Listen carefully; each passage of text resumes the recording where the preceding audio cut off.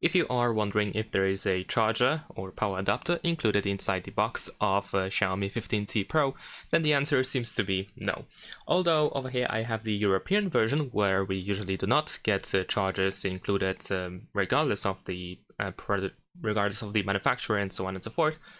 There are sometimes countries and regions where we can still find the charger, but I also checked the official Xiaomi's global website, and there was no information about power adapters being included inside the box, so most likely you will not be able to find them. However, what you can do is check the back of the box as you are purchasing the phone, if it's possible to check that, and look for this graphic information. If it's, of course, like this over here, where we have the crossed out power adapter, then naturally it means that the power adapter is not included inside the box and you have to purchase it separately.